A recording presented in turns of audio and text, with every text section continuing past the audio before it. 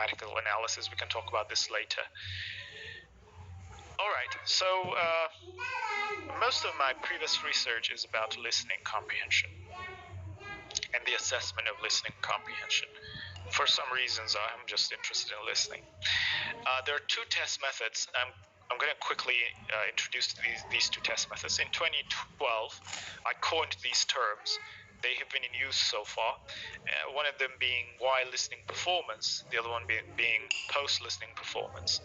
So while listening performance is something like IELTS, International English Language Testing Service, or other tests which allow you to preview the test items.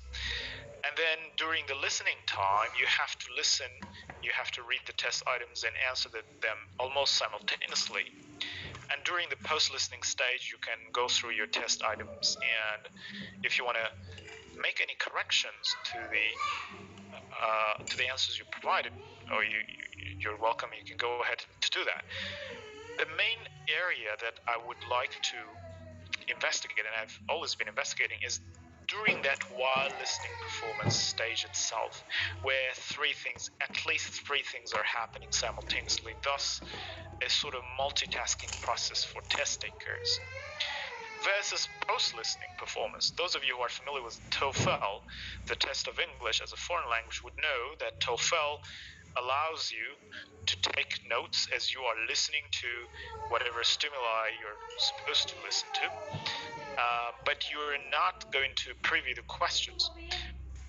After listening, you can use your notes or you can use your memory to answer the questions that will appear on the screen. And that's the distinctive feature of the TOEFL that differentiates it from the IELTS listening test.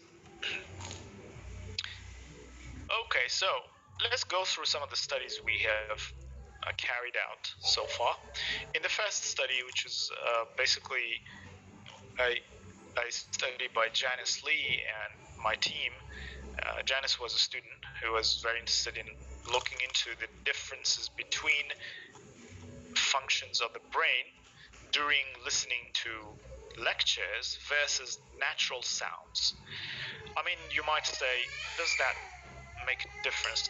What kind of contribution would it make? But it's important for us to establish whether listening to language is different from listening to non-language. For example, the sound of a wolf, the sort of sounds that you hear in nature, the sound of rain, the crackling sound of fire when you set fire somewhere, and you, for example, imagine this is at nighttime and you're making camp in outdoors and you set fire, you can hear the crackling sound of fire.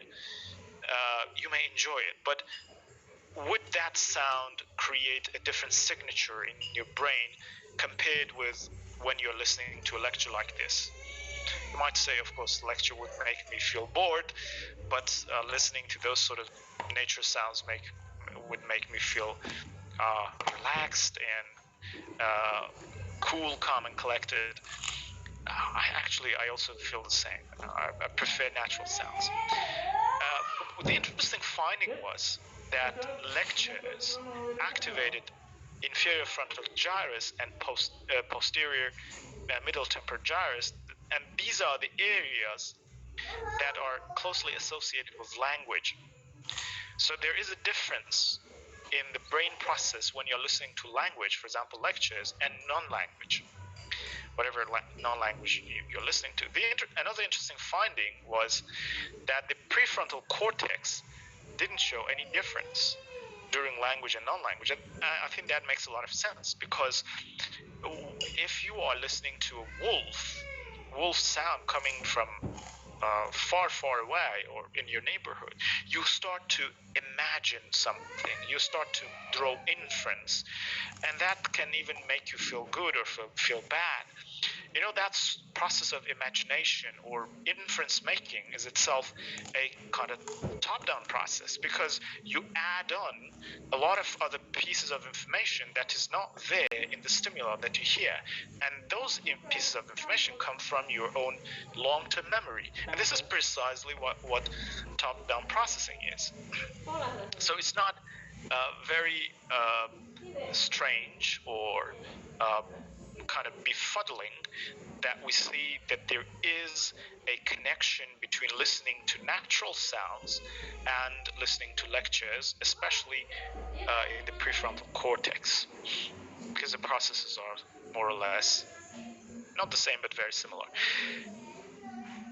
Okay, another finding was listening was different from answering the test items. This is a situation which is pretty much like IELTS, and this finding is important. Why is it important? Because we measure the listening processes of test takers with reference to their answers rather than their listening process, because we can't really directly measure their listening processes during a listening test. So we rely on their answering process, whether they answered it correctly or not. But the cool thing about FNEELLS is that it allows us to segregate these two entangled processes. They're so intertwined that using conventional methods that we use in language assessment, like IRT, etc., that I mentioned before, they cannot be disentangled, but FNEELLS allowed us to disentangle them and find out which one of them contributes more to the answers that test takers provide. And very interestingly, we found that it's the answering process rather than the listening process that contributes to the test scores. And this is a very important factor for us to remember. Next time when we give a test to a student, we should ask ourselves, what am I measuring? Am I measuring the way that they provide the answer, or am I measuring the way that they're listening to the stimuli? And this study is the first one that finds that. We also found that there was some gender effect on listening test scores, meaning that depending on gender, you would have a higher or lower test score. But very interestingly, we found that there was no gender effect on the brain regions that are associated with language. So inferior frontal gyrus, prefrontal cortex, posterior middle temporal gyrus all functioned in more or less in the same way under this test condition for both genders, which kind of provides counter evidence and rebuttal to those theories that say the brain of males and females function differently. However, the sample size was pretty small, and in other studies we found different findings. Now, the second study is also an infrared spectroscopy study, which was published just last year. We were investigating the effects of two test methods that are commonly used in language assessment on brain functions. One test method was the one that is similar to the TOEFL, and that's the test of English as a foreign language, which is a post-listening performance.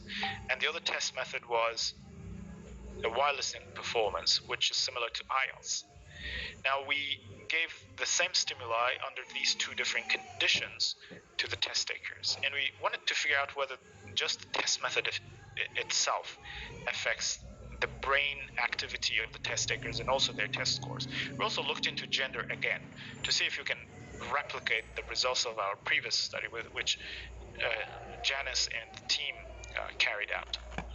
The first thing we found was that the Rush model reliability indicated that the group was homogeneous. So if you're not familiar with the Rush model, don't worry about it. We just found some evidence that the group, at least in relation to their test scores, were homogeneous. And they were not different from each other. There was not much variance in their test scores, in other words. Again, with regards to test scores, we found no significant differences across test methods. It doesn't matter if you take the test under the IELTS conditions or the TOEFL conditions. The test scores will be more or less the same, with some error, but there's no significant difference between them. And there was no gender differences, again, at the level of test scores.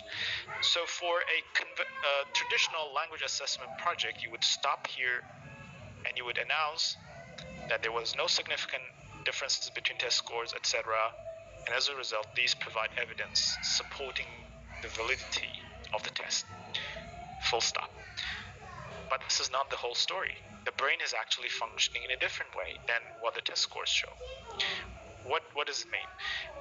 We found that there was significant differences in the activation of those 3 investigated brain regions across test methods, genders, and also the listening abilities, as you see from these images on the right-hand side. Those areas that lit up basically indicate that they have been activated significantly more than the rest of the parts of the brain. Now, I think you can you can see a clear image emerging from this data that while your test scores and relying on them will tell you a story, the brain functions can tell you the opposite story. Now the question is, what are we building our validity arguments upon? Should we build them on test scores, or should we build them on the functionality of the brain, or should we build them on both? That's a $1 million question. I don't have an immediate answer for that, but I think validity and validation from my vantage point is not really an easy question to address. Next, here is some differences in the brain functioning of test takers. For example, look at test participant 1 on the left-hand side, who was taking test 1 versus test 2. As you see, when the person is taking test 1 versus test 2, the brain is functioning significantly, is active significantly more, as indicated by the areas that are in red here. But there's only one small region for this participant that is more active during test 2, as you see in the right-hand side. So that simply indicates that test 1 and test 2 methods are different, even though their content was very similar. Due to the test methods, they have different neurocognitive signatures. Okay, and here are 2 videos for participant 1 and participant 3. I wanted to show you how the brain worked for a very brief period of time. So let me see if I can play them simultaneously. 1 and 2. The areas that are in warm color are more active. So you see participant 1 has got more activity than participant 3. Once again, look out for warm colors like red, orange, those kind of colors. The rest of the colors indicate less or significantly lower activity or no activation.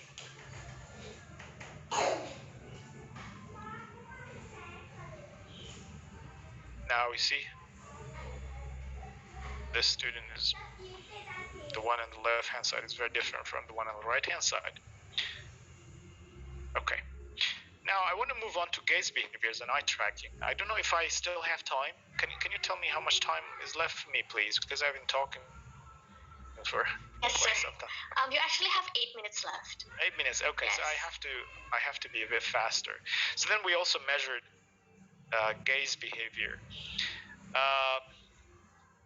We use some techniques in order to find out whether students whose first language or mother tongue is not a scientific term, first language was English, would read the text items differently from those whose first language was not English. In other words, L2 versus L1 test takers. I'm personally an L2 test, would be an L2, English as L2, or maybe L4. I should say English is my 4th language, honestly. So the question is, if you give a test to someone like me, a test of listening, and give the same test to a person whose first language is English, how would we read the test items, just the test items themselves? Do we read them in the same pace? Do we have differences in our pace or not? The very interesting finding was that L1 English test takers did not rely too much on the test items, whereas L2 test takers actually struggled a little bit. They were a bit slower. They had more visits to different test items, to different words and test items as they were measuring, as they were reading the test items and trying to answer that. This is also an important finding. Why is it important? Because,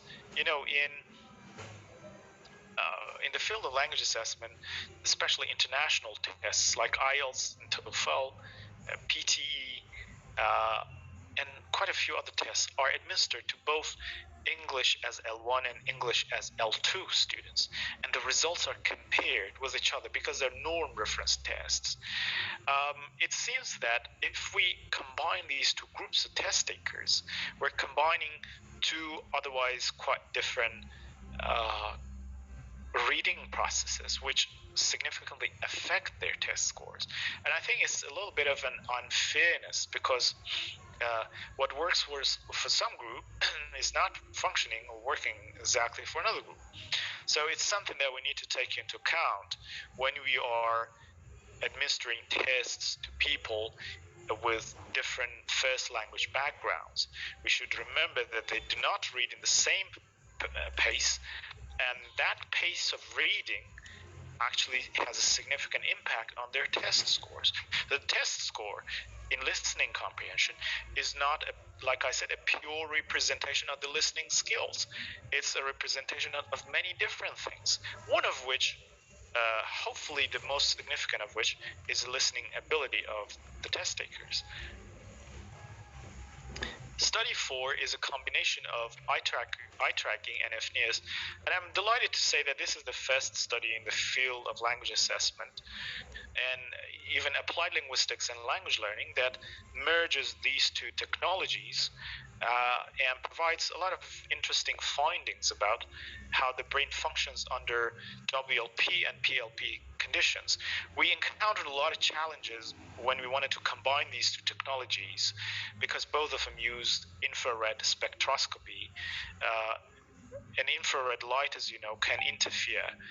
So we created that overhead cap, which was made of an aluminum foil, I think, which was simple but very effective, and it stopped the infrared lights coming from the eye tracker to interfere with the infrared light coming from the FNEELLS technology itself. It took us quite some time just to figure out this very simple solution. So ultimately, we found that there is a significant difference between WLP and PLP, and it basically replicated our results in previous studies under different conditions with different tests. So yes, it matters really if you take a test that is designed like the IELTS test, or that is designed like the TOEFL test in terms of their test administration and assessment mode. And another study done by my student is looking into the effect of metacognitive strategies alongside the gaze behavior and the brain effects on the test scores. I wanted to figure out whether there is a significant difference. The interesting finding was that for PLP, that's TOEFL-like test designs, the visits, that's how we look at the test items, and the different parts of the brain, also two metacognitive strategies could predict the test scores. For WLP, however, the brain activation was not a significant predictor. It was not as significant as that in PLP, and the conclusion was that it seems that these two tests are really tapping into different thought processes of test takers. And again, we should take that into account. Now I'm going to move on, and I know that I only have a few minutes left. Our life, it's not something like a piece of stone that never changes. For example, when we are born, the number of neurons that are there in our brain is twice as much as the number of neurons when we grow up, because we lose around half of them because we don't use them, so they're lost. And then neurons create connections, create circuits. We learn, and as we learn, new circuits and new networks are created. A part of the brain which was not connected to another part of the brain starts to create a connection, and through this connection, new learning, new emotions, new feelings, new attitudes, ideologies are generated through those. So yes, and this continues throughout our life. Now the question is, why did I have different conclusions and inferences drawn from the two studies? I think I can think of two reasons for this.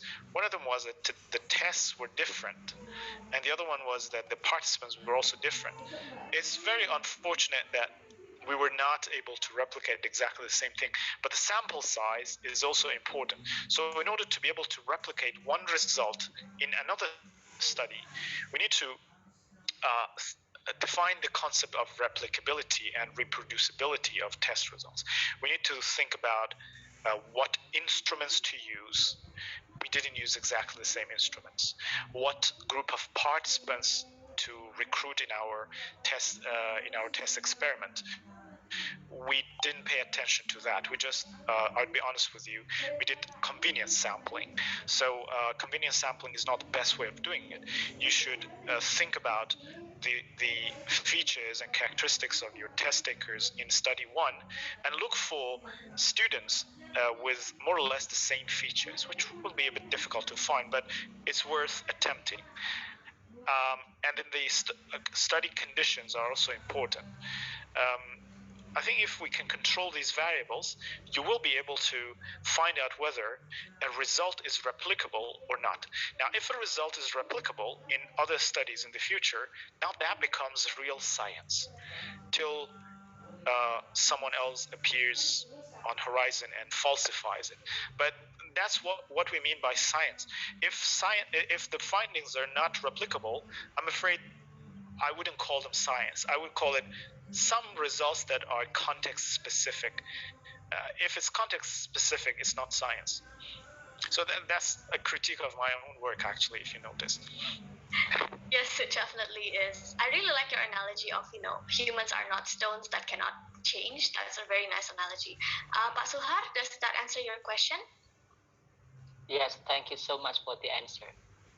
Thank you for the question. Very interesting. Okay, so we have one final question for you, Professor. This is the last one for real. It comes from Mr. Ahmad Heki.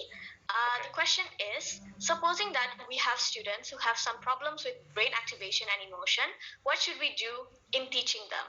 Do we have to focus on making the students have good brain activation and emotion for learning, or do we just need to think about good strategies for teaching the students, like methods, approaches we have, etc.? Thank you. Great question, Ahmed. I think I would go with the first solution first. I think I would probably look into their motivation level. What demotivates them is the first question. Sometimes you would be surprised that some part of the demotivation comes from the SES. Not all of it, but a great part of it comes from the SES. I have been reading this book. Actually, there's a couple of them. Another book is a bit far away from me. Yeah. So this is called Engaging Students with Poverty in Mind. It's very eye-opening. It gives us a lot of information about how SES can affect students' motivation. And also it provides some suggestions. If you encounter students whose SES is low, what should we do? Why am I stressing SES? Because there is an ocean of research, literally, that shows the effect of SES. For example, if I'm coming from a high SES background, which I'm not, by the way, I will be automatically put on a higher trajectory, and everything else equal, my trajectory will be much fast rising compared with someone who's coming from a low SES, who's unfortunately for an array of reasons would be put on a very different trajectory than me, and his or her rate of growth in education is lower than the people who are coming from a higher SES background. And this is unfairness and lack of equity in our educational system. We should find out what keeps those students behind the rest of the cohort and help them more in order to establish more equity in our educational system. I hope in the future I will have a chance to talk about the concept of equity in education and the effect of SES on our body, on our brain, and the effect on academic performance. So motivation and SES to me as a teacher are two important factors.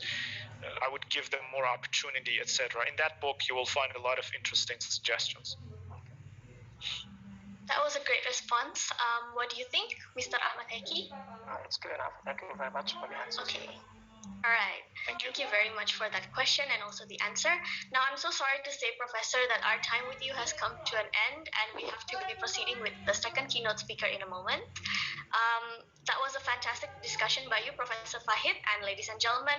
Today we definitely learned a lot, and I would just like to point out some highlights that I personally loved coming from Professor Fahid, which are, test scores are not a pure representation of language acquisition, so we should never take it as a precise and accurate representation of language ability.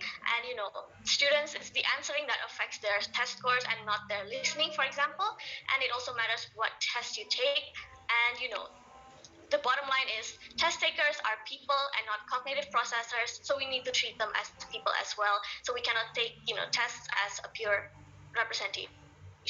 That was a very amazing discussion and knowledge coming from Professor Fahid regarding FNIRS, regarding GAZE, and all of these other WLP, PLP. I think that I personally learned a lot, and I'm sure everyone here did as well. I'm sure this knowledge will be very useful for us all. So thank you so much, Professor Fahid, for your time and educational talk, and my apologies for any mistakes during the course of our session. With that, I humbly close the first keynote presentation, and I pass over the time to my colleague Indah to start the second keynote presentation with Pak Wawan. Thank you so much, Professor Fahid, for your time. Indah, over on to you. Thank you very much, everybody. Enjoy the rest of the conference. You too, Professor. Mr. Fahid. All right, thank you so much, Andini. Well, ladies and gentlemen, my name is Ina Herliani, and it is my greatest privilege to moderate the second plenary session of the National English Education, Language and Literature Seminar 2021. In this session, we're going to have Wawan Eko Yulianto, PhD, who's going to talk on the subject of English studies. So, good morning, Pak Wawan. How are you? Morning, Indah. Thank you. I'm really good. All right, that's really good to hear. Okay, so before we begin your presentation, let me introduce you to the audience. So first of all, Bapak Wawan Eko Yulianto, PhD, is a permanent lecturer in the English department of Universitas Majung, Indonesia, where he teaches English literature classes. He obtained his PhD in the field of comparative literature and cultural studies in the University of Arkansas, USA, in 2018. He has written several articles in the same field, and his latest publication, entitled Between the Salik and the Early Muslims, a Jamesonian reading on Lamid al-Arab, was published in the Paradigm Journal in 2020. Furthermore, Bapak Wawan is also proficient in the field of translation.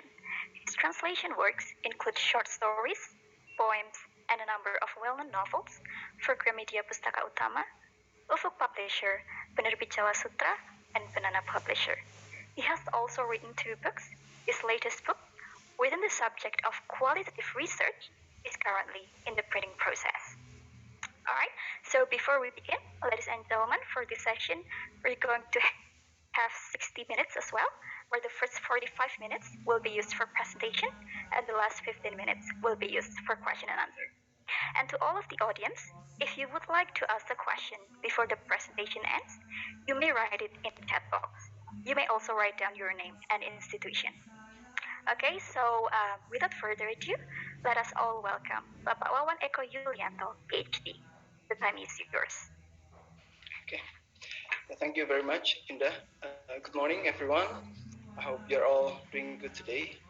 Assalamualaikum warahmatullahi wabarakatuh.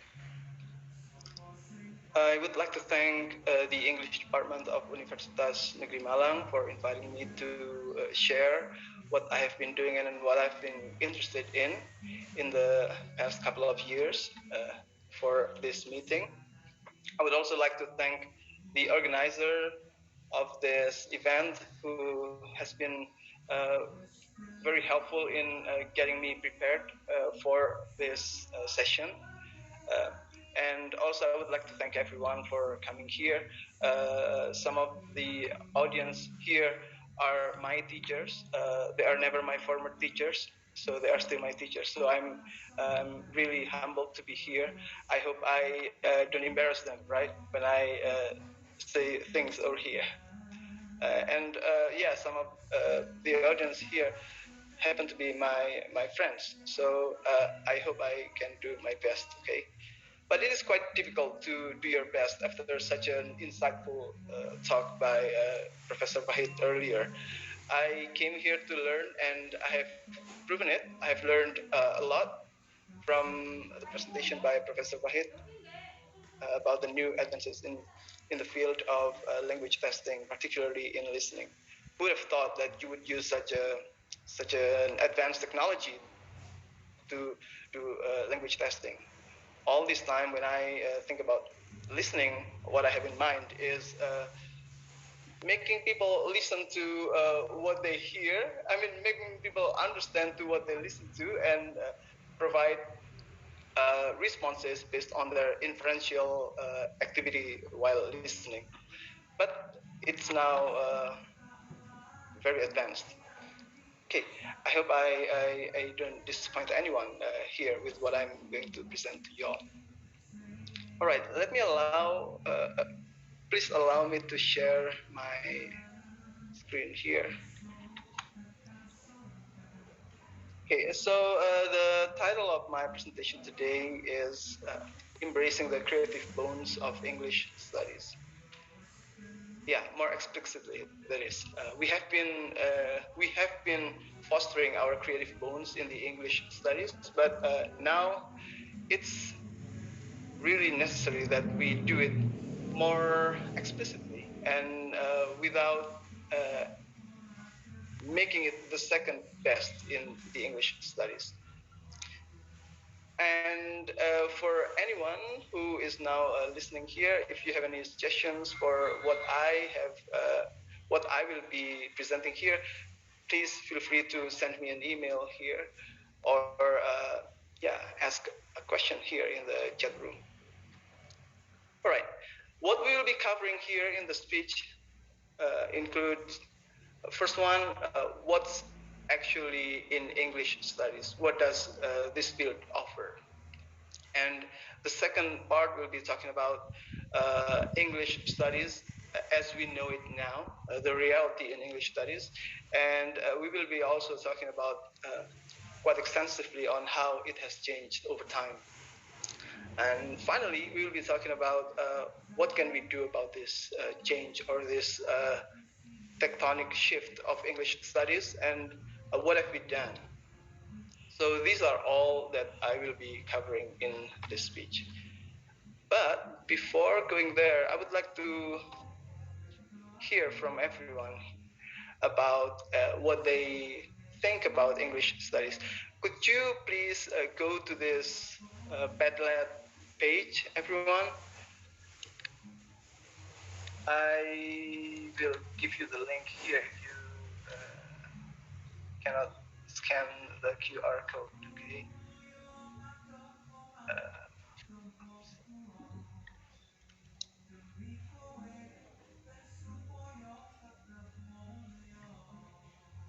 All right.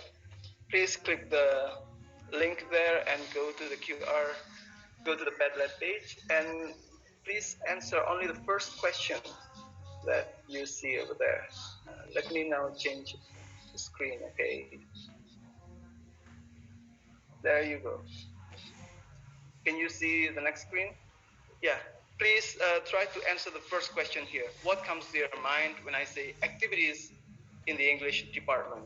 Just the first one, by clicking this plus button and write your answer. Let's start slow, okay, everyone? Mbak Indah, can you see the screen? Perfectly, sir. Okay. Yeah. So feel free to give your answer here. This will be anonymous, so nobody will know who writes what. Okay, we have 11 people there, or 13 now, that we can see on the screen, and they are writing, I believe. Should I refresh this? I guess yes. Speaking, reading, writing, listening. Okay.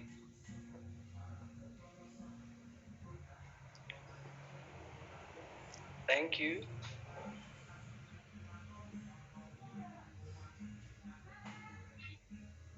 Listening to my lecture. Okay. Learning English, watching movies without subtitles. Good. That's for listening and refreshing your eyes with the site. Learning English language with its grammar. Speaking, reading, writing, listening, and okay. What about those in the literature